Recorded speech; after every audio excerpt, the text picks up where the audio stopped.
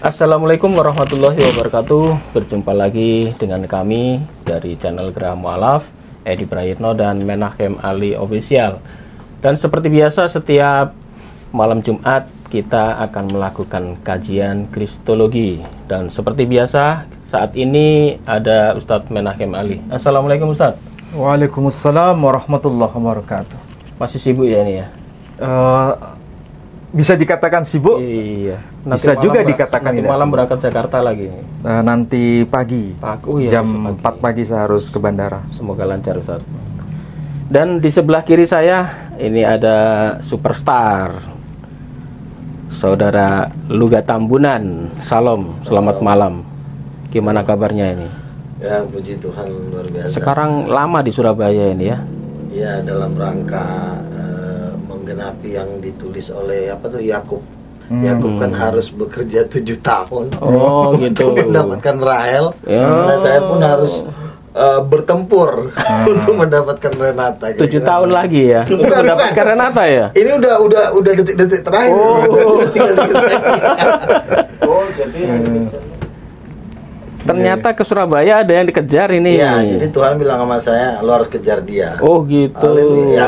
Aku sih taat. Tuhan. Semoga lancar. Ya, sama seperti Abraham menjanjikan seorang anak kepada Ishak, ya Tuhan juga menjanjikan cewek itu sama saya. Berarti nanti jadi arek Surabaya. Bisa, karena mamanya kan orang Surabaya. jadi arek Surabaya kalau orang sini. Anaknya. Betul. Baiklah, saudara-saudaraku sekalian, sebelum acara ini kita mulai, saya ingatkan sekali lagi, jadi pembangunan pondok pesantren di Wonosalam itu setelah Idul Adha kemarin sempat terhenti ya. Karena apa? Karena dananya menipis. Dan saat ini kita lagi mengumpulkan dana lagi untuk membeli kusen, pasang kaca, kemudian bangun tempat wudhu dan toilet. Dana yang dibutuhkan sekitar 130 jutaan. Jadi untuk ini kami mohon kepada para donatur sudi untuk membantu kami. Dan untuk yang ingin berdonasi di rekening 11188889971 atas nama YPM atau HIT Jawa Timur. Baiklah, ini Pak Ali, Ustadz Ali. Kemarin kita sudah bahas soal Ismail ya. Kemudian bantahan apakah Ismail itu anak perjanjian atau tidak, dengan kata-kata tidak hanya Ishak. Kemarin sudah kita bahas panjang lebar. Kemudian kita menginjak lagi ini soal tuduhan bahwa Nabi Ismail itu dikatakan sebagai keledai liar. Bagaimana ini Ustaz? Silakan. Ya, kalau kita membahas mengenai sosok yang bernama Ismail, memang kita harus bijak melihat perspektif apa yang sedang kita lakukan untuk investigasi teksnya. Yeah. Kalau kita menggunakan istilah tuduhan, barangkali saya juga tidak terlalu berkenan dengan istilah itu. Yeah. Saya lebih tepat kalau menggunakan istilah perspektif. Dan kita bisa merujuk pada teks masing-masing, terutama dalam makna bahasa aslinya. Dan tentu saja ini harus dikembalikan pada dasar Quran dulu. Bagaimana perspektif kitab suci Quran ketika melihat sosok Ismail itu. Kita bisa mulai dari Al-Quran. Kalau barangkali Bang Luga Tambunan juga harus memahami perspektif Islam dan Quran itu seperti apa ketika melihat sosok Ismail. Di dalam teks Quran, kalau bahasa aslinya itu jelas termaktub di dalam surah As-Saffat, surah yang ke-37, ayat yang ke-100. Tolong dicek Pak Edi. 37. Saya bisa ambil yang bahasa Arabnya.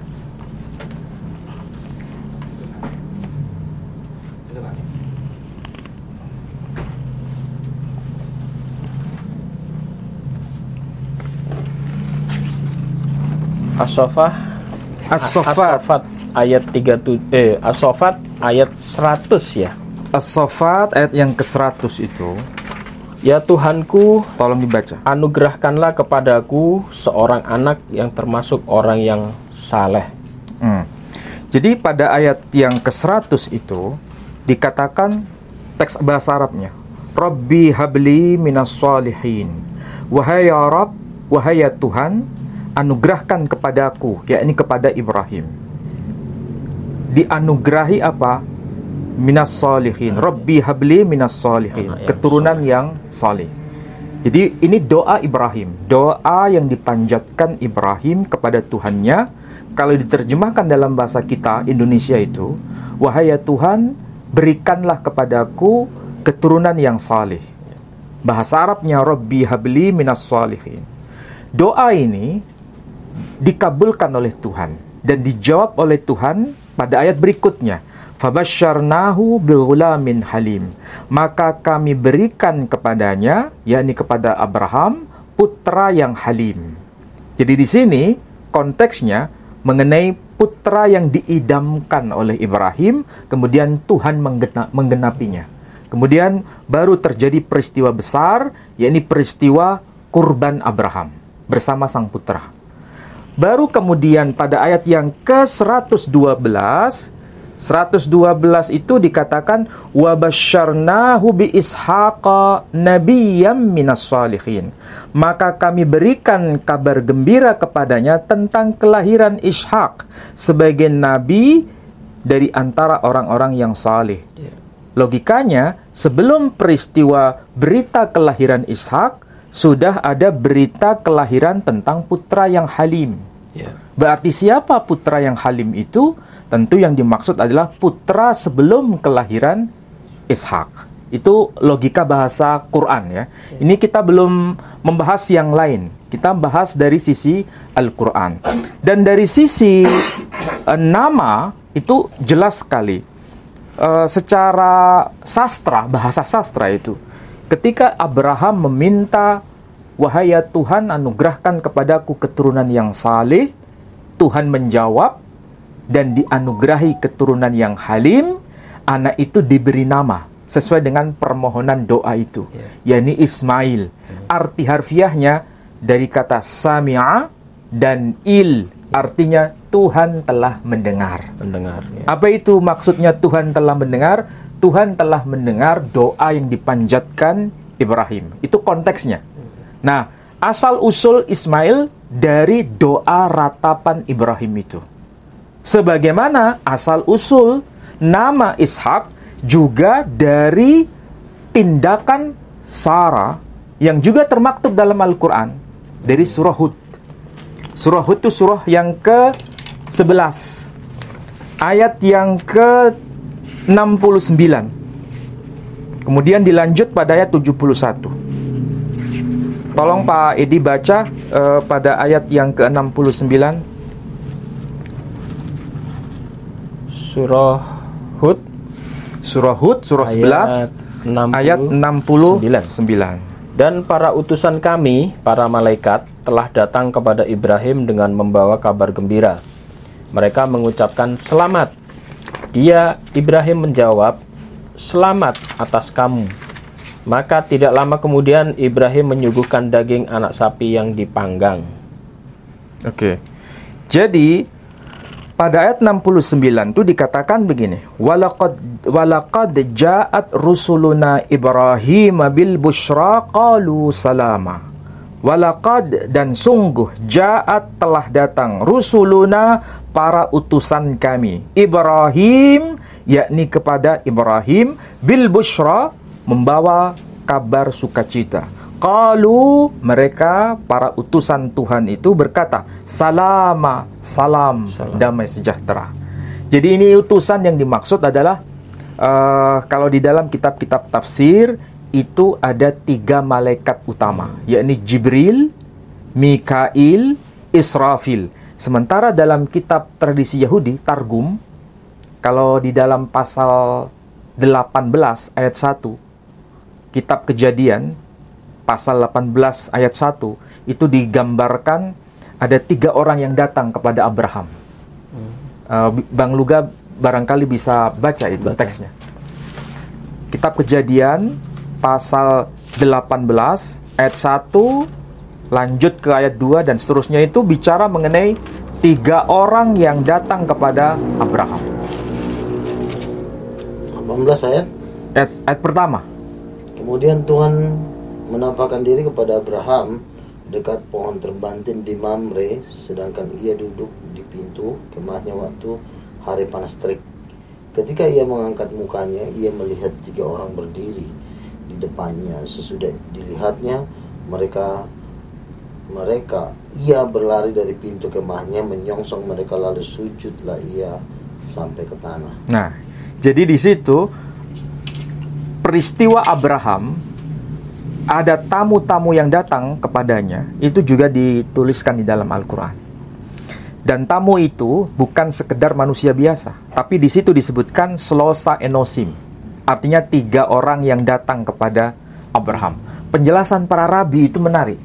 Ketika disebutkan Shlosa Enosim, 3 orang yang datang kepada Abraham, itu disebutkan Shlosa Malachim, 3 orang malaikat. Namanya disebut Gabriel, Mikhael, Rafael. Sama seperti dalam kitab tafsir dalam tradisi Islam. Jibril, Mikail, Israfil. Itu yang dimaksud. Tapi kalau tradisi Kristen barangkali agak berbeda ya. Mungkin nanti bisa orang dijelaskan.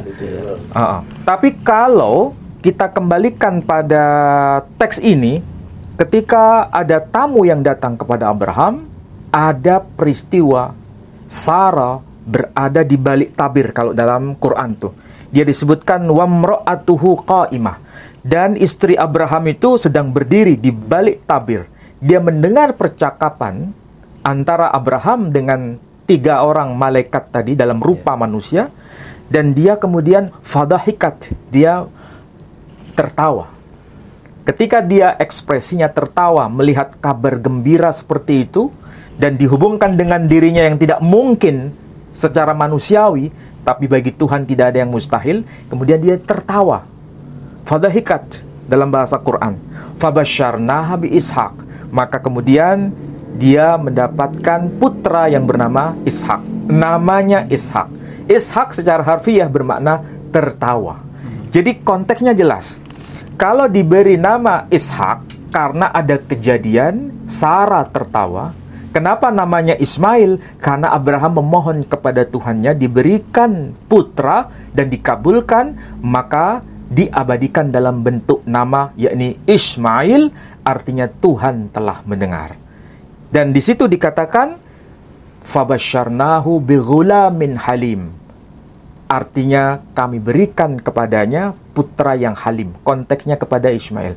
Jadi Ismail itu karakternya halim, secara harfiah penyantun. Jadi kalau penyantun itu kita secara bahasa saja sudah paham, itu maksudnya negatif atau positif? Positif. Jadi tidak keledelian. Iya, enggak. Jadi dalam Quran itu konteksnya Ismail maupun Ishak itu karakternya semua positif. Ismail itu lahir karena diminta. Sesuai dengan permohonan Abraham. Rabbi habli minas sholihin. Di Al-Quran. Okay. Ini kita bicara Al-Quran. Okay.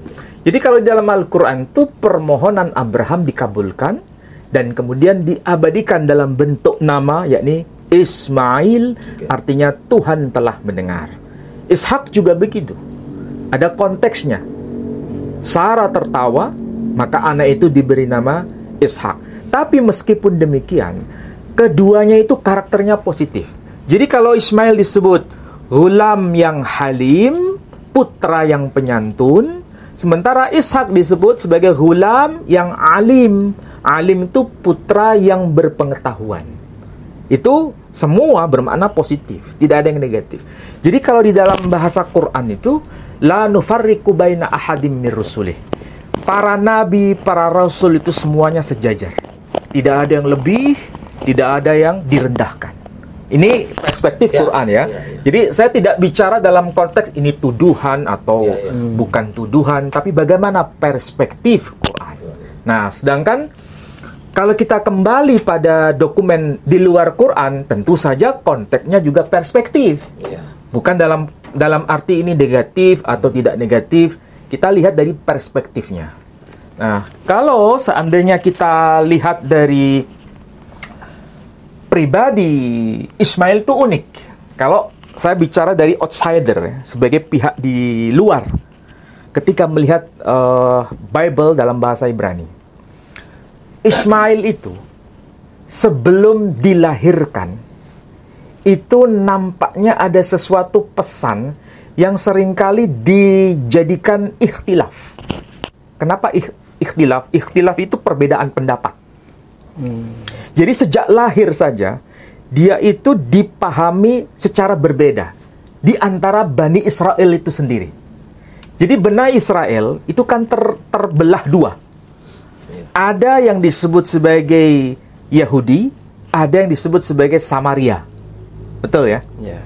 Yahudi, orang Yahudi dan orang Samaria itu sama-sama Bani Israel, Bani Israel. Dan mereka juga mengagungkan Torah. Makanya ada yang disebut Torah Yahudi Samaria. dan ada Torah Samaria. Ya. Jadi Torah Yahudi dan Torah Samaria itu yang seringkali tidak dipahami oleh sebagian besar kita, baik yang Muslim maupun yang Kristiani. Padahal Bani Israel itu ada dua Torah yang sampai hari ini dapat kita pelajari. Nah, ini kebetulan saya bawakan teksnya. Ini apa nih? Ini namanya kalau di Inggris kan The Torah Jewish and Samaritan Version Compare. Artinya kitab Torah yakni versi Yahudi dan versi Samaria yang dibandingkan.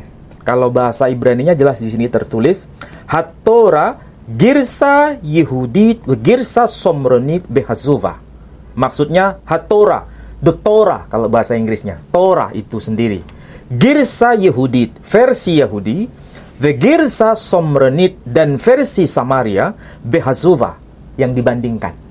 Jadi di sini ada dua bentuk Torah. Versi Samaria dan versi Yahudi.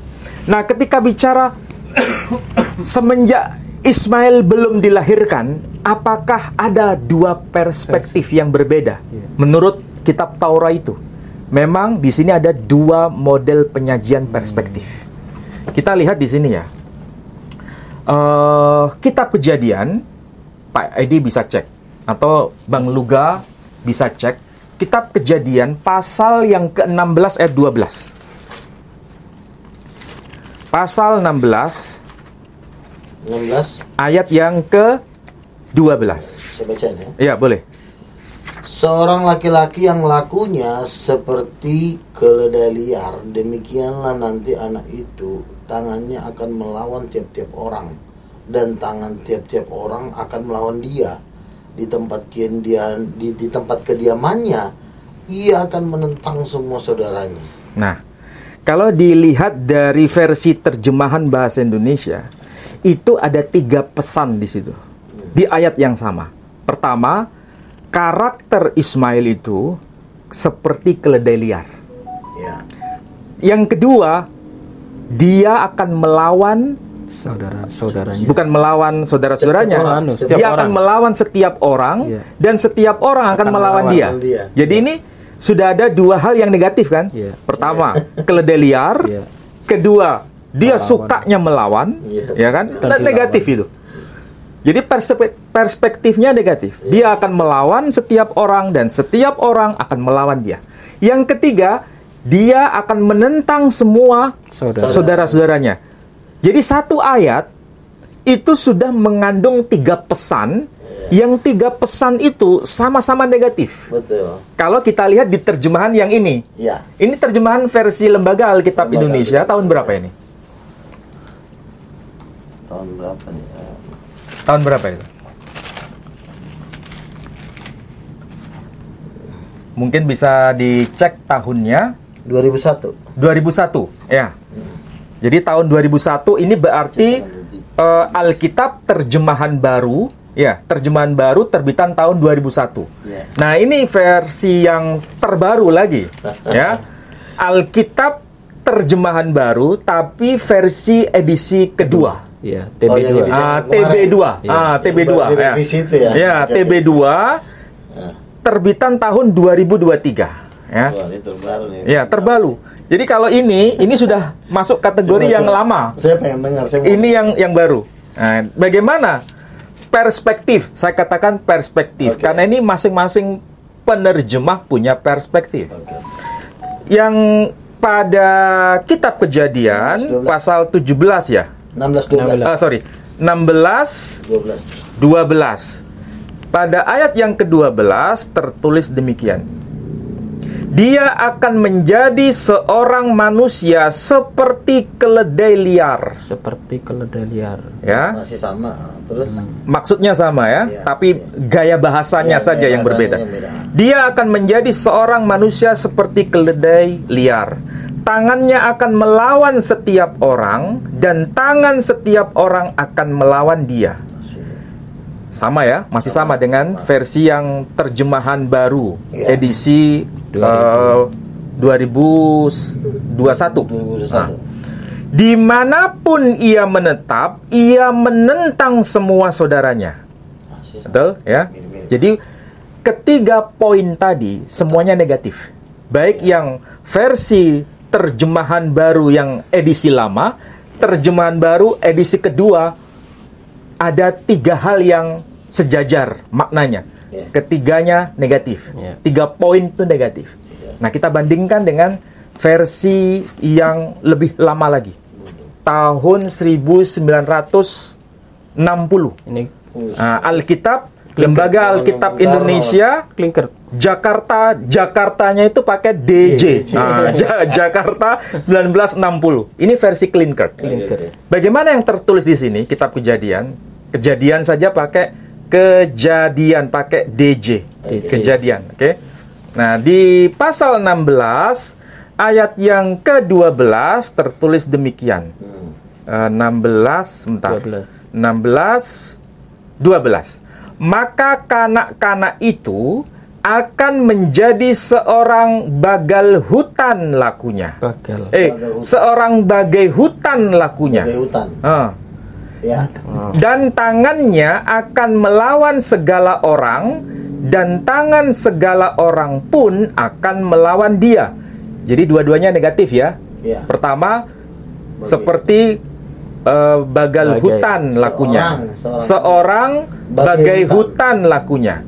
Ini mungkin maksudnya ya negatif ya. Oke lah. Negatif. Tangannya akan melawan segala orang, berarti negatif juga karakternya. Dan tangan segala orang pun akan melawan dia. Maka ia pun akan duduk pada sebelah timur segala saudaranya.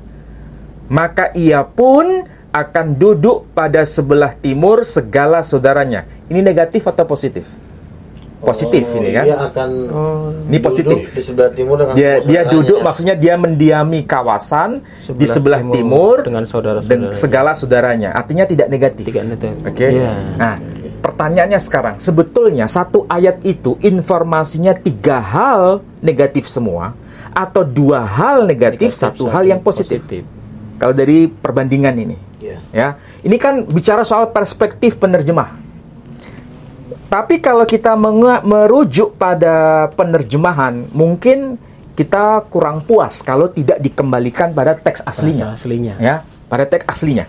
Nah, teks aslinya coba kita lihat. Teks aslinya pada pasal 16 ayat 12 itu menarik di sini. Ini Alkitab.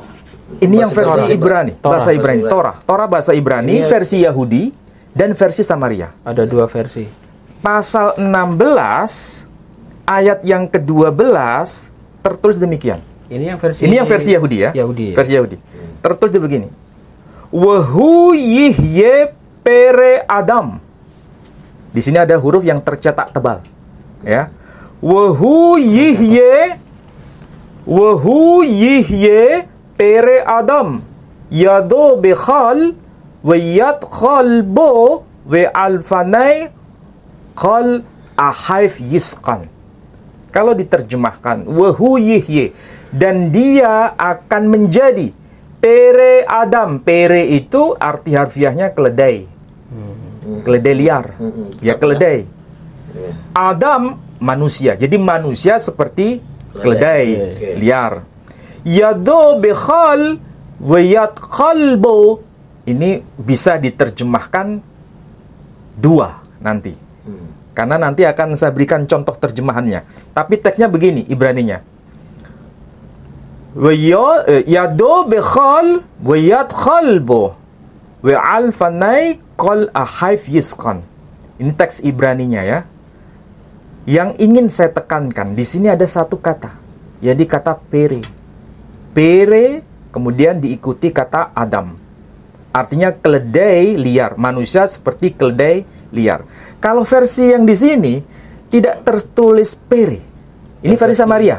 Ya. Di sini dikatakan di sini wahu yihye para Adam.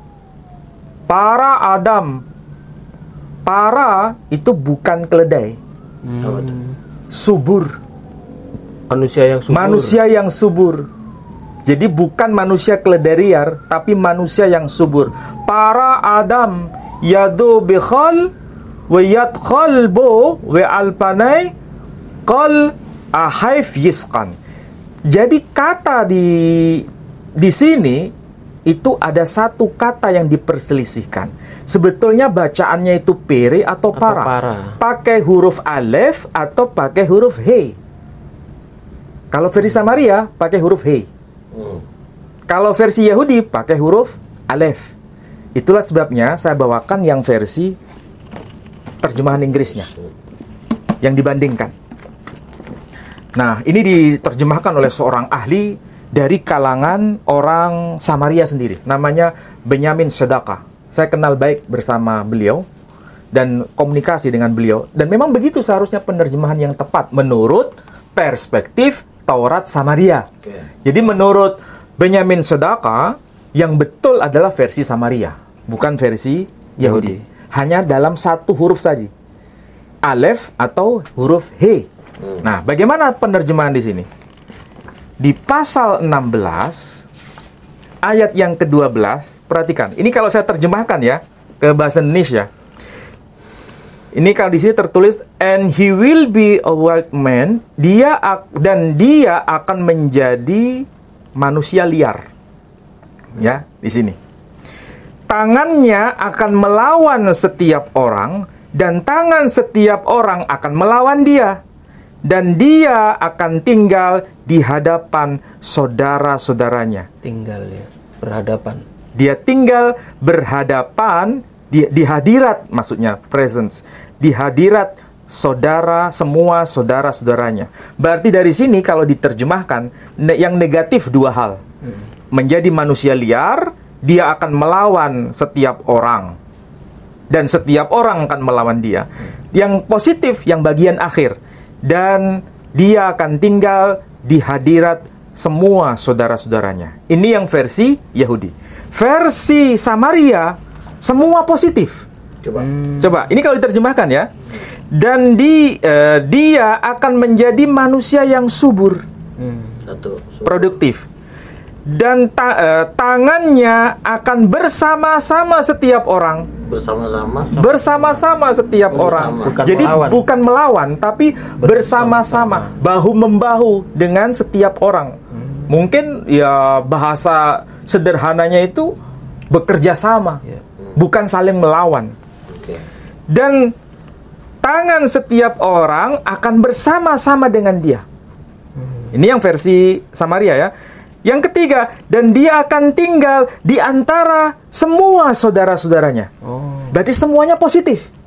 Tiga hal itu, manusia yang subur, ya. Yang kedua, dia tangannya akan bersama-sama setiap orang. Dan yang ketiga, dia akan tinggal bersama di antara semua saudara-saudaranya. Ini perspektif dari Samaria, tapi Taurat Samaria. Alkitab ini diambil dari versi Yahudi. Versi Yahudi. Ya, jadi Alkitab yang dipakai saudara-saudara kita kaum Kristiani itu rujukannya kalau dilihat itu dari perspektif Yahudi. Kalau perspektif Samaria enggak. Saya kasih ini ya tanggapannya begini. Saya melihat ya memang di poin itu memang ada yang negatif, ada yang positif. bahkan ada yang kalau dari Samaritan kan kelihatannya semuanya Semua positif. positif. Oke, menurut saya Alkitab itu memang kita harus melihatnya dari keseluruhan, nanti biar jelas. Ketika oke lah, kalau Samaritan bilang dia akan melahirkan anak yang subur, ya kan? Tetapi kan akan ada firman Tuhan ini kan tidak hanya berhenti di situ. Ketika Tuhan menjatuhkan vonis kepada Ismail, dia nggak akan ngomong sekali, dia akan ngomong berkali-kali terus sampai di zaman Yesus. Nah, kalau kita lihat dari Kejadian sampai Maleaki, sebenarnya Tuhan ngomong terus tentang Ismail, tentang Yehuda. Jadi bukan cuma ngomong di kitab Kejadian itu. Contohnya, ketika Tuhan mengatakan bahwa yang bisa disebut keturunanmu yang berasal dari Ishak, pada waktu Musa ketemu Firaun, katakan kepada Firaun, aku adalah Allah Abraham, Allah Ishak dan Allah Yakub. Satu poin, dilibatkan nama Yakub itu. Lalu selanjutnya, ketika Tuhan si Musa berhadapan dengan Firaun, katakan kepada Firaun, Israel adalah anakku yang sulung. Artinya statement ini tidak hanya berhenti di situ. Jadi kalau kita misalnya memfokuskan diri membahas apakah keledai liar ini, ya bisa terjadi ada perbedaan-perbedaan seperti itu. Tetapi kan omongan Tuhan itu selalu bertubi-tubi terus. Terus ketika Tuhan mengatakan Israel anak sulungnya, ada lagi satu tindakan yang dibuat oleh Tuhan untuk meneguhkan Israel itu anak sulungnya apa? Seluruh anak sulung di Mesir dibunuh. Nah, informasi tentang anak sulung tulah ke-10, ya, beberapa kristolog, sekarang saya tanya Pak Menahem Ali. Menurut Pak Menahem Ali, tanpa melihat Alkitab, tulah ke-10 itu isinya apa? Tulah ke-10. Tanpa melihat Alkitab, hanya perspektif Al-Quran. Kalau perspektif Al-Quran, tulah-tulah itu sebagai bukti bahwa Israel itu berada dalam kebenaran. Tulah ke-10 apa? Tak dia ada penjelasan. Nah, jadi artinya begini, Tuhan ini untuk meneguhkan janji yang pertama ketika si Abraham masih hidup, ini janji ini diteguhkan dengan statement-statement yang lebih kokoh lagi. Misalnya ketika dia berhadapan dengan Musa, berhadapan dengan Firaun, Israel itu anak sulungku. Loh, pertanyaannya Ismail anak keberapa? Ya kan? Setelah dia mengatakan Israel anak sulungku, ada lagi tindakan untuk meneguhkan itu. Kubunuh seluruh anak sulung di Mesir. Jadi Tuhan ini bukan cuma meneguhkan perjanjian itu bukan dalam satu momen saja. Ada momen kedua, ada momen ketiga, ada momen keempat, terus-terusan. Tidak berhenti-berhenti sehingga kita melihat itu, oh ternyata Tuhan ini apa yang diomongin dulu itu masih diomongin terus sampai sekarang, walaupun dalam bentuk kata-katanya beda tapi maksudnya sama gitu loh. Lalu sedikit lagi di Mazmur 60 dikatakan yang paling dahsyat lagi, dibilang gini, tongkat kerajaanku adalah Yehuda. Dia nggak mengatakan Yehuda itu nanti rajanya si Daud. Kerajaanku. Kalau tongkat kerajaanku Yehuda, artinya begini, gua ini raja Yehuda. Aku ini raja Yehuda di Mazmur 60. Tongkat kerajaanku adalah Yehuda. Kalau dia mengatakan tongkat, loh, kenapa Tuhan harus tongkat? Tuhan kan tongkat kerajaannya harusnya kerajaan Tuhan. Kenapa harus bawa nama Yehuda? Yehuda itu cucunya cucunya Ishak kan. Nah, tongkat kerajaanku adalah Yehuda. Ini menunjukkan bahwa Tuhan itu sebenarnya nanti akan duduk di takhta Daud. Makanya disitulah tersirat bahwa Tuhan itu akan turun menjadi manusia. Makanya ketika Yesus disalib, di kepalanya ada tertulis, inilah raja orang Yahudi. Kenapa tertulis di sini raja orang Yahudi? Karena di Mazmur tadi mengatakan bahwa aku adalah Yehuda adalah tongkat kerajaanku. Jadi omongan itu disebut terus. Silakan. Ini masalah Ismail. Kalau tadi sampean ngomong Tuhan akan mengulang-ulang, tapi soal Ismail yang diulang, soal kejelekan Ismail ada nggak? Apanya? Kejelekan yang diulang-ulang sama Tuhan. Nah, ketika coba. Tuhan memberkati Esau dan Yakub kan? Ismail loh ya? Iya kan gini. Si Esau ini kan sudah kasih persembahan ke Ishak, tapi diambil alih sama Yakub kan? Ketika Tuhan memberkati Yakub, nah di sini kena semua nih. Apa hubungannya sama Ismail? Sebentar. Tuhan berkata kepada Yakub, jadilah tuan atas saudara-saudaramu. Selesai. Dan segala bangsa akan sujud ke atasmu. Selesai. Itu kena semuanya. Ismail, Cina, Hong Kong, Amerika, itu Afrika kena semua. Kelibas semua di situ. Enggak, soalnya kan Pak Ali kan fokusnya citra Ismail itu kan dikatakan ada yang negatif, ada yang positif. Ya, Nah, tapi kan sebentar saya teruskan. Contoh satu, kalau disebutkan Ismail nanti berhadapan dengan saudaranya atau tangan saudaranya melawan Ismail, ada nggak cerita itu di Alkitab? Nggak ada kan? Ya memang nggak ada. Nggak ada. Kalau teks aslinya itu, kalau teks aslinya, saya mendengar sebagai pendengar terbaik tadi, mendengar semuanya. Sedikit lagi kan. Nah, ketika Yakub itu ditumpangkan hak kesulungan, kan sebenarnya yang jadi masalah ini kan sebenarnya, kalau saya mau ambil kesimpulan, Ismail dan Ishak sebenarnya apa sih yang mau diributin? Sebenarnya cuma satu, hak kesulungan. Makanya ketika Esau dicuri hak kesulungannya oleh si Yakub, Esau bawa makanan ke Ishak, berkati aku bapak. Loh, kamu siapa? Akulah Esau anak sulungmu. Loh, tadi siapa tuh yang datang? Dia udah kuberkati dia, dan dia akan tetap menjadi orang diberkati. Meraung-raung, nangis darah si Esau. Artinya hak kesulungan ini adalah hak kekuasaan 2 kali lipat. Oke lah, mau misalnya mungkin itu ada yang dipermanis di situ, dia sebenarnya agak manis segala macam, tetapi intinya cuma satu, dia tidak dapat hak kesulungan. Mau semanis apapun dia dikatakan dia mau diberkati, mau jadi triliuner, mau jadi konglomerat, tapi cuma satu yang tidak didapatin. Itu yang diberkati kan masalah Yakub sama Esau, saudaranya.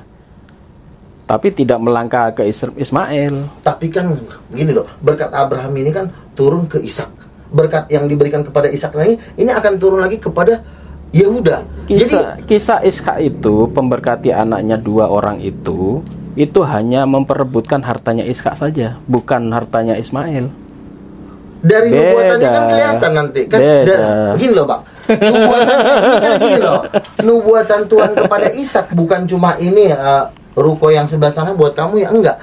Berkat Tuhan ke Ishak kepada Yakub itu ngeri. Dikatakan begini, seluruh saudaramu akan menjadi hambamu, dan seluruh bangsa-bangsa sujud kepadamu. Udah vonis mati tuh, udah nggak ada yang lagi. Gini, yang saya bicarakan tuh 16 ayat 12 ya, yang kemudian ditafsirkan berbeda-beda tafsirannya ya, baik versi Clean Court, versi TB1, TB2, ada berbagai keragaman.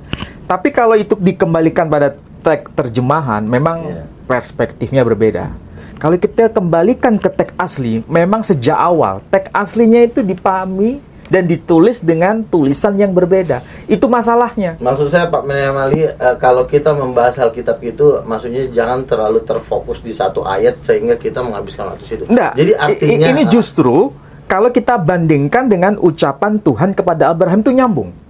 Jadi kalau ucapan Tuhan kepada, atau malaikat Tuhan kepada Hagar, itu kan kalau terjemahannya itu, anakmu akan menjadi keledai liar, dia tangannya akan melawan setiap orang, dia akan menentang semua saudara-saudaranya.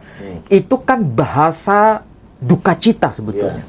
Tapi kemudian direspon positif oleh Hajar. Ini ada yang absurd enggak di situ?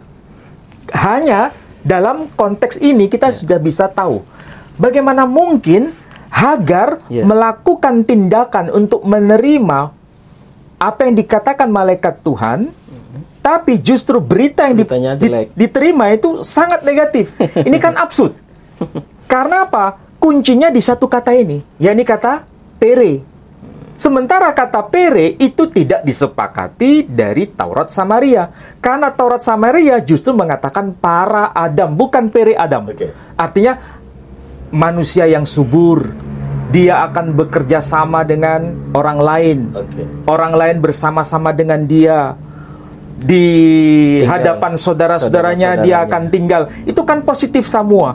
Jadi kalau ekspresi Hagar itu menanggapi ucapan malaikat, itu nggak absurd, itu sudah pasti lebih tepat. Beda dengan yang versi pere Adam, itu absurd, nggak nyambung. Alasannya? Karena emang nggak mungkin beritanya buruk semua, kemudian ya aku taat. Ini kan tidak Oke. masuk akal. Tapi kalau yang versi Samaria, jelas itu sangat masuk Subur akal. semua ya. Bukan subur semua. Yang pertama Iya. manusia subur, Iya, positif. iya, positif.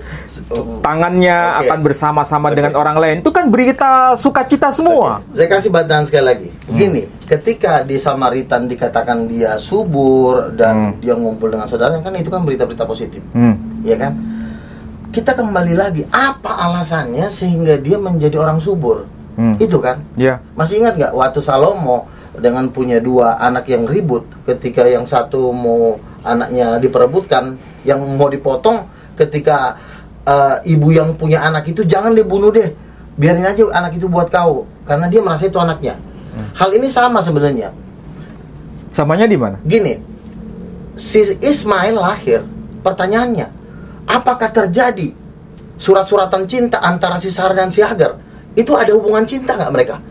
Ya memang Sebentar tidak. dulu, sebentar belum. dulu. Kita bukan fokus ke lain-lain kecuali Ini, hanya soal yang ini kan. anak yang dilahirkan dari cinta, ya, saya sudah bikin survei semuanya. Ketika anak dilahirkan dari cinta, itu selalu ganteng, selalu manis semuanya. Tapi ketika anak yang dilahirkan dari yang bukan cinta, saya perhatikan ya, bahkan saya sendiri pun melihat gitu kan, kayaknya gantengan gue gitu loh. Karena bapak saya ini sama mama saya ini nikah besar-besaran resmi gitu loh. Tapi saya bandingkan ya sama, maaf ya, mungkin ada adik saya, kayaknya kok kerenan gue gitu kan. Jadi artinya gini, anak yang dilahirkan dari cinta, iya begini loh, Yusuf dia tuh cinta sama Rahel loh, sampai kerja 7 tahun, udah 7 tahun ditipu lagi dia harus kerja 14 tahun. Nah ini yang saya lakukan sama calon istri saya nih. Udah bekerja sungguh-sungguh, dapat.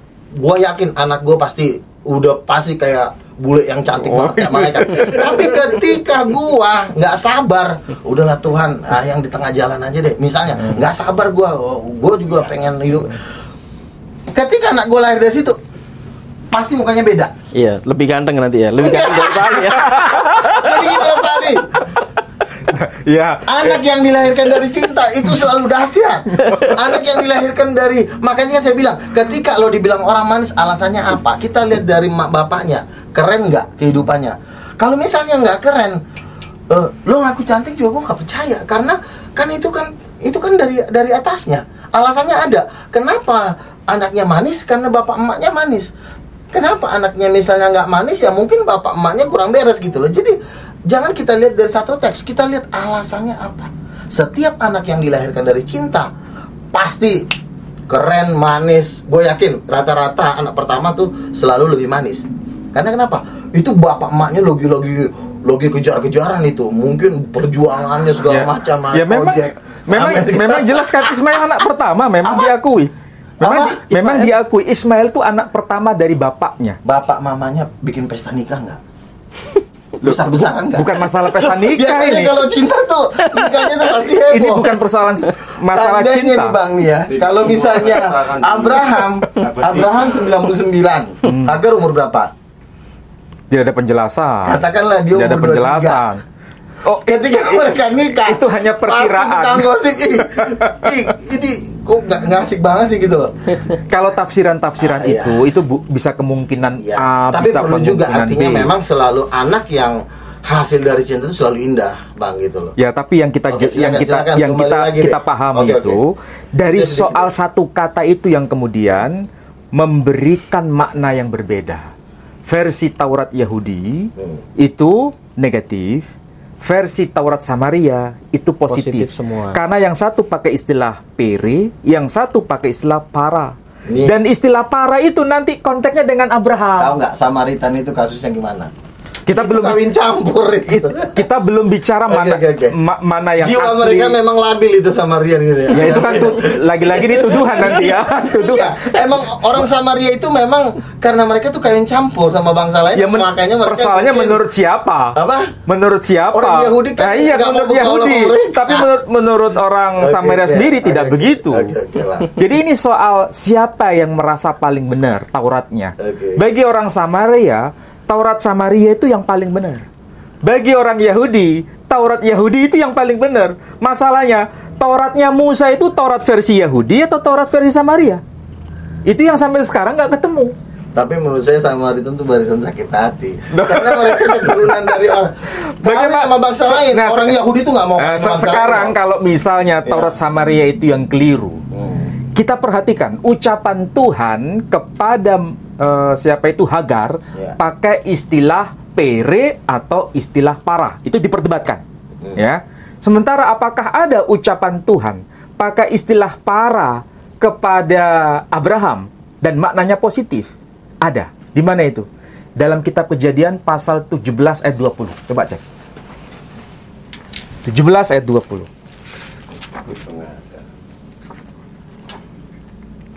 Kalau ditafsirkan macam-macam, luar biasa itu.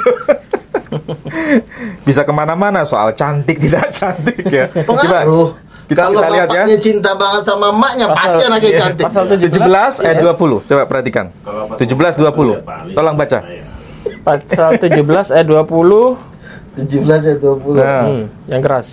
Tentang Ismail, aku telah mendengarkan permintaanmu. Ia akan kuberkati. Kubuat beranak cucu sangat banyak. Ia akan memperanakan 12 raja dan aku membuatnya menjadi bangsa yang besar. Ya, udah cukup. Nah, oke. Coba kita lihat cek bahasa aslinya. Kalau bahasa aslinya di sini antara Taurat versi Yahudi dan Taurat versi Samaria itu menggunakan kata yang sama, yaitu kata para. Para ini artinya apa? Para itu artinya Subur. berbuah-buah, subur, beranak cucu. Ya, beranak cucu. Jadi para itu arti harfiahnya subur, berbuah-buah, berlipat ganda, atau beranak cucu. Ya. Coba perhatikan di situ kata yang dipakai ayat 20. Ule Yishmael sema'tiha hinne berahti oto vehivreti oto vehirbeiti oto bemeot meot senem ashar neshim. Kalau diterjemahkan ule Yishmael, dan tentang Ismail, sema'tiha, aku telah mendengarkan engkau. Sema dari kata Shema. Makanya nanti muncul istilah Ismail. Yishmael, Shema. Ya. Ule Yishmael, ini kata kunci menarik ini. Satu kata menjadi dua istilah yang berjejer. Ya. Ule Yishmael Shema'tiha. Nah, Ule Yishmael Shema'tiha. Indah kan bahasanya itu? Dan tentang Ismail, aku telah mendengarkan engkau. Hinne berehti oto, aku akan memberkati dia. Wahifreti oto, dan aku akan kalau di situ diartikan membuat beranak cucu. Kalau di sini boleh diartikan aku akan membuat berlipat-lipat. Aku akan membuat menjadi subur, sama. Hifreti, pakai istilah para di sini. Hifreti itu dari kata para. Dari kata para. Hifreti oto. Wehirbeiti oto. Dan aku akan memperbanyaknya mengenai dia. Bemeot beot, sangat banyaknya. Senem asyar neshim akan menjadi 12 raja. Jadi kata kunci di sini yang dipakai akar katanya dari kata para, hifreti. Itu kalimat Tuhan kepada Abraham, positif. Sebagaimana dalam Taurat Samaria, di sini juga sama. Pakai istilah wehifreti oto, wehifreti oto, sama, persis. Jadi kalau berkaitan dengan ucapan Tuhan kepada Abraham, itu antara versi Yahudi. Taurat versi Yahudi dan versi Samaria itu sama, maknanya positif. Tapi ketika ucapan malaikat Tuhan kepada Hagar, versi Yahudi negatif, versi Samaria positif. Padahal kata yang dipakai diperselisihkan, pere atau para. Tapi para itu nubuatannya tergenapi di ayat 20 ini. Iya, betul. Akhirnya beranak cucu, mempunyai 12 raja. Jadi selanjutannya kan pahit banget nih. Tetapi. Iya, kalau bahasa terjemahan begitu, tetapi. Atau tidak. Jadi sebetulnya ya, itu kemarin udah kita bahas itu. Kata kunci itu yang dipakai itu sama antara ucapan Tuhan kepada Abraham dengan ucapan Tuhan kepada Hagar mengenai Ismail akan membuat beranak cucu, dari kata para. Kalau versi untuk kepada Abraham, wahif ready, aku akan memperbanyak keturunannya atau membuah-buahkan keturunannya kepada Hagar, para Adam, manusia yang beranak cucu atau manusia yang subur. Itu maksudnya sama. Kalau tetapi ini kan alasannya, itu kan terjemahnya. Kalau Tuhan berkata Israel adalah anak sulungku, ada nggak bantahan seperti itu? Bantahan itu bagaimana? kalau bahasa aslinya bukan anak sulung, sebenarnya anak kelima gitu, kan nggak? Israel adalah anak sulungku. Ada nggak bantahan untuk itu? Anak sulung di sini kan tentu saja beda perspektif dengan versi Kristen. Anak sulung itu anak yang terpilih. Oh tidak, anak sulungku itu berarti kan anak yang memiliki hak kesulungan. Ya, kalau diartikan 2 kali lipat kekuasaannya. Ya, diartikan secara harfiah mendapatkan 2 kali lipat. Iya, anak sulung. Persoalannya, Ismail apakah terbantahkan bahwa dia bukan sebagai anak sulung? Nggak ada kan? Adakah penyebutan Ishak sebagai anak sulung? Nggak ada kan?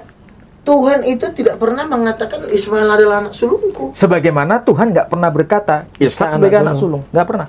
Apanya? Ishak Israel adalah anak sulungku. Ya kalau Israel anak sulung iya, tapi kalau Ishak anak sulung nggak ada. Kan gini, ketika Tuhan berhadapan dengan Musa berhadapan dengan Firaun, siapa Tuhanmu kata Firaun? Katakan kepada Musa, aku adalah Allah Abraham, Allah Ishak dan Allah Yakub. Artinya ketiga nama ini disebut untuk dirinya. Ya karena perspektifnya perspektif Yahudi. Jadi masalahnya begini, kenapa Israel itu disebut sebagai anak sulung? Masalahnya Israel itu kan nama lain dari Yakub. Ya. Kemudian Yakub itu kan punya saudara Esau. Ya kan? Hak kesulungannya diminta Yakub. Esau dan Yakub itu anaknya Ishak. Oke, kenapa Israel atau Yakub disebut anak sulung? Karena nanti akan melahirkan berapa? 12 raja juga. Raja Israel. 12 bangsa Israel. Israel adalah anak sulungku. Dia kan menyebut suatu bangsa ini. Israel ini 12. Betul. Nah, pertanyaannya Ismail anak keberapa? Nah, sekarang perhatikan. Ismail itu juga melahirkan 12 bangsa. Iya, tapi bukan anak sulungnya Tuhan. Lah memang nggak pernah disebut sebagai anak sulung. Di situ masalahnya. Tetapi dia posisinya sebagai anak sulung disebutkan. Iya, dia memang anak sulung, tapi nggak disebut Tuhan anak sulung. Ishak nggak disebut nggak sebagai anak sulung? Ishak. Lu dia anak tunggal dijelaskan persembahkan. Ada disebut anak sulung, disebut. Dia kan anak tunggal. Kalau anak tunggal ngapain? Anak tunggal menurut siapa dulu? Anak tunggal menurut siapa? Ibrahim anaknya 2 loh, Iska. Ya kan Tuhan kan mengatakan anaknya tunggalnya Sarah. Iya, anak tunggal Sarah, iya. Iya kan? Ismail juga anak tunggal Hagar sama. Makanya firman Tuhan ini kan kita nggak bisa dengar sepotong-sepotong dulu. Kita dengar terus apa maunya Tuhan. Ketika dia berhadapan dengan Firaun, Israel adalah anak sulungku. Lalu si Firaun ngotot, seluruh anak sulung di Mesir dibunuh sama dia. Iya, kalau itu bicara mengenai Israel. Yang sedang kita bicarakan nih status Ismail itu. Satu ayat lagi. Ketika Tuhan memberkati Yakub yang namanya Israel ini, Tuhan bilang apa? Semua saudara-saudaramu kujadikan menjadi hambamu. Saudaranya siapa? Banyaklah saudaranya kan. Dan segala-segala bangsa akan sujud kepadamu. Itu udah selesai. Nah, segala bangsa itu bahasa Ibraninya apa? Kok jadi dilarin ke sini? Iya, itu goyim. Goyim artinya di luar orang Israel. Di luar orang Israel. Sementara orang Ismail seluruh saudaramu.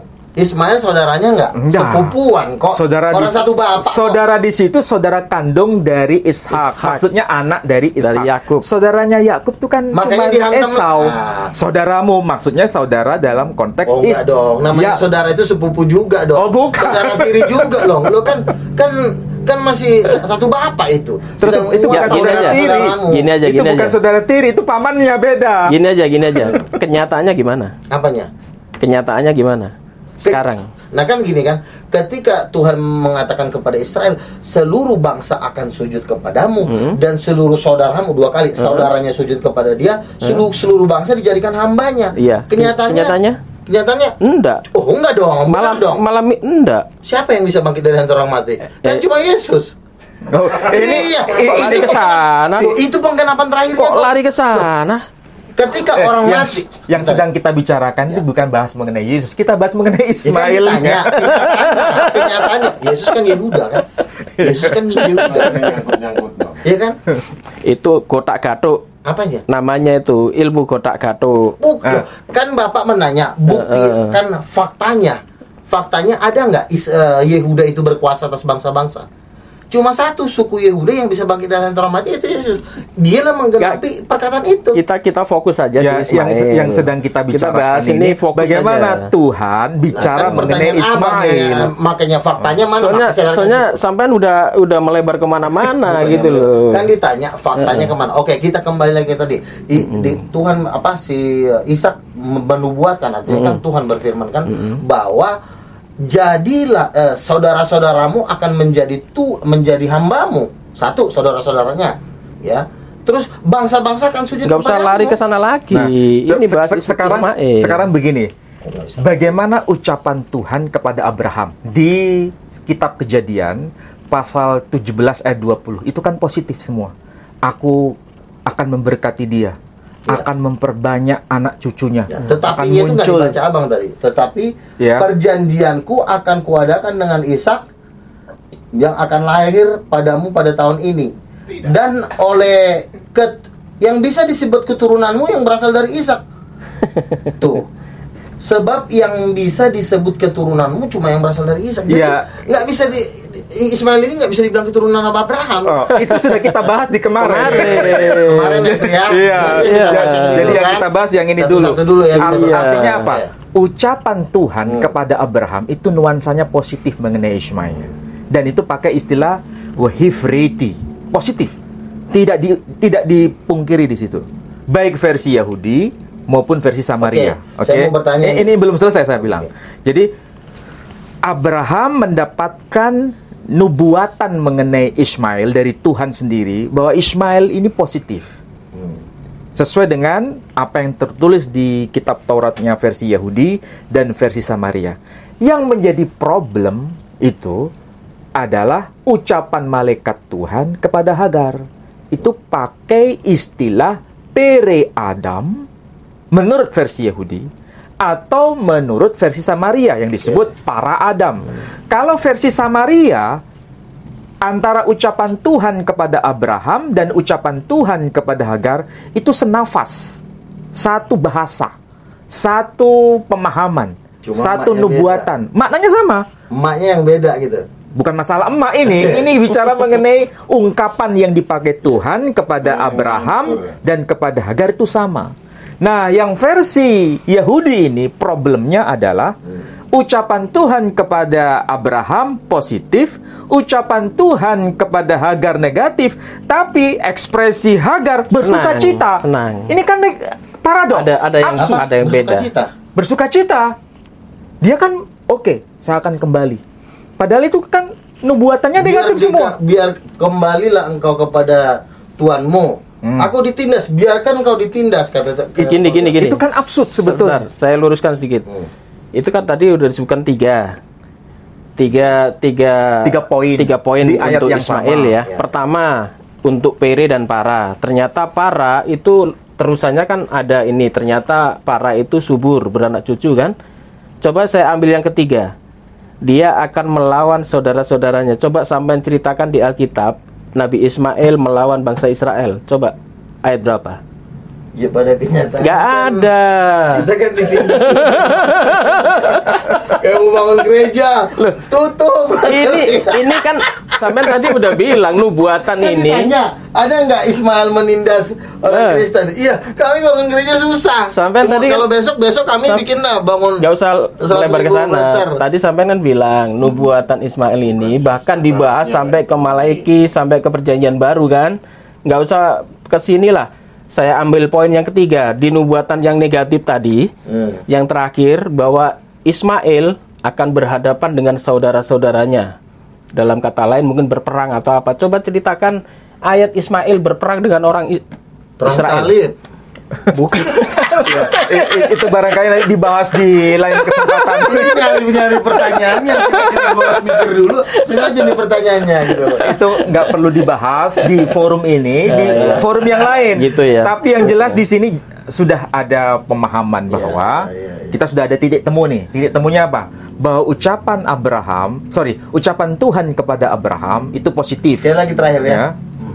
Dari versi Yahudi maupun dari versi Samaria. Maksudnya versi Taurat Yahudi, versi Taurat Samaria sama. Ucapan Tuhan kepada Abraham positif mengenai Ismail.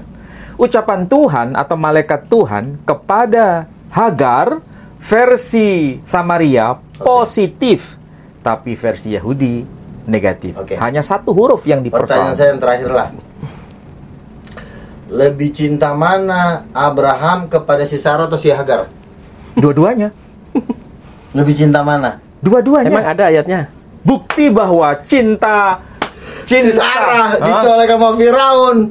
Dia udah ketakutan banget. Iya, dia belum saking cintanya. Saking cantiknya pula. belum menikah sama itu belum menikah dengan Hagar. Hajar belum ada, sama Hagar belum menjadi istrinya. Sekarang coba lihat ya. Saya tanya, Perhatikan. Abraham sama Hagar bikin pesta besar-besaran nggak pas nikah? Sebentar, ini kan diundang saya. masalah cinta dan kesetiaan. Ya, coba perhatikan. Berapa lamanya Hagar bersama-sama dengan Sarah, bersama-sama dengan Abraham sebelum menjadi istrinya? Berapa tahun? 10 tahun. Dia tanpa mengenal lelah untuk membersamai Sarah dan membersamai Abraham. Dari situlah kemudian ada rasa cinta yang besar dari Sarah. Ambil Hagar sebagai istrimu. Kenapa? Dia tahu siapa itu Hagar. Itu kebenaran bukan? Itu kebenaran. Masa istri kita kasih ke orang kanan dan kasihan? Bukan masalah itunya. Ini coba bandingkan dengan peristiwa yang dialami oleh Yakub. Dia 4 istri. 4 istri. Apakah 12 ada yang anak Israel? Pertanyaan budak. begini. Jangan bicara ini yang dicintai, ini yang dibenci. Bukan begitu. Iya. Semuanya itu dicintai, tapi dalam perspektif keutuhan keluarga besar dari keluarga Yakub. Yakub itu Israel 12 raja itu dari istri berapa? 4 kan? Yang 2 istri sah, yang 2 ya. budak. 12 anak. 12 anak. Dari 12 ini yang dari 4 istri, 4 istri. Yang paling disayang siapa? Bukan masalah yang paling disayang, tidak paling disayang. Lea dengan Rahel ini sama-sama dicintai. Mengenai tidak. Iya, itu kerja 14 tahun iya, betul. untuk mendapatkan Rahel kan. Lea. Bukan Lea Rahel itu dulu. dia lagi tidur dia udah ada, nggak ada, ibarat kata nggak kerja apapun udah gratis itu si Lea itu. Yang diminta oleh Yakub itu kan sebetulnya Rahel. Tapi kemudian makanya anaknya paling ganteng siapa? Yusuf kan? Iya. Ini bukan masalah ganteng dan paling ganteng. Islam bilang Yusuf paling ganteng loh, karena paling dicinta. Makanya gue bilang istri yang paling dicinta itu segalanya. Makanya jangan kawin 2 kali. Ya masalahnya bukan masalah ini yang ganteng, ini yang jelek. Emang iya. Ini masalah umat. Bercanda nggak Tuhan bikin muka Yusuf tuh paling ganteng di antara saudara, sehingga saudaranya tuh iri. Kok lu ganteng sendiri sih? Sementara yang lain pada tema kita ini bicara mengenai orang ganteng atau bicara Ismail? Hasil dari cinta selalu keren. Sampai bilang sebentar. Nanti kalau bicara manusia ganteng, nanti tema lain. Sampai yang ada di sini aja. Kalau bicara manusia ganteng, sampai lihat Pak Ali sama saya. Ya, tapi kan kalau dari segi kegantengan dilihat dari rohani kan gua. Iya, Mister. Ya. Baiklah saudara-saudaraku. Ya, terima kasih. Ini seru ini soalnya. Ada Mas Luga ini, jadi lebih hidup. Lebih hidup kita kajian kali ini ya. Baik saudara-saudaraku, kami ingatkan sekali lagi bahwa YPM Tauhid selalu berkembang dan selalu berinovasi. Bahkan ke depan kita akan mendirikan pondok pesantren yang besar di Jombang. Saat ini kita sudah bangun masjidnya, dan dukung kami untuk mewujudkan ini dengan kirim ke donasi 111888991 atas nama Yayasan Pembina Mu'alaf At-Tauhid Jawa Timur. Baiklah, Pak Ali, mungkin closing? Ya, saya kira sudah saya uraikan dengan jelas bahwa ucapan Tuhan kepada Abraham, kalau dari perspektif Taurat Yahudi, itu senafas dengan ucapan Tuhan kepada Hagar. Menggunakan kata kunci yang sama, yakni kata para. Arti harfiahnya subur, berlimpah-limpah atau beranak cucu. Jadi ucapannya tidak berbeda kalau menurut versi Taurat Samaria. Kalau versi Taurat Yahudi memang ada dua hal yang berbeda. Yang satu menggunakan kata para untuk Abraham, yang satu menggunakan kata pere kepada Hagar. Dan ini ada sesuatu yang absurd karena tindakan Hagar seakan-akan bersukacita tapi justru mendapatkan kabar sukacita. Iya. Berarti kita bisa menarik kesimpulan dari situ ya, meskipun kita tidak memvonis mana yang benar atau salah. Ya itu beda perspektif Taurat. Beda perspektif. Versi Samaria memang beda dengan versi sampai hari ini pun orang-orang Israel juga mempertahankan dua pendapat itu ya. Apalagi kita yang hanya mengkaji saja. Silakan Mas Luga, penutup 5 menit. Bagaimanapun kan Yesus berkata, dari buahnya lah kamu mengenal mereka. Jadi artinya ya yang penting kita sudah berdialog. Nanti Tuhan sendiri akan menumbuhkan di hati kita bahwa apabila itu kebenaran, itu selalu berbuah manis dan sukacita dan damai sejahtera. Jadi saya rasa itu aja. Baik. Semoga memberkati semua kita semua. Amin. Ya, terima kasih Ustadz Ali. Terima kasih Mas Luga. Sama-sama. Ya. Kapan-kapan kita kumpul lagi, duel lagi. Ini kan kita berdiskusi, bukan berduel. Ya, bukan. Kita bikin Jakarta, ya kan?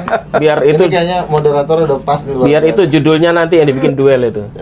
Baik, terima kasih saudara-saudaraku sekalian. Jadi pada diskusi kali ini lebih semarak, lebih hidup, dan ini sebagai peta kecil toleransi ya. Sebetulnya kita antara Mas Luga dengan Islam, Kristen tidak ada masalah. Diskusi seru nggak apa-apa. Setelah ini kita makan bareng kok. Tadi kita makan bareng. Ya udah makan. Terima kasih. Mohon maaf jika ada salah kata. Wabillahi taufiq wal hidayah. Wassalamualaikum warahmatullahi wabarakatuh. Waalaikumsalam warahmatullahi wabarakatuh.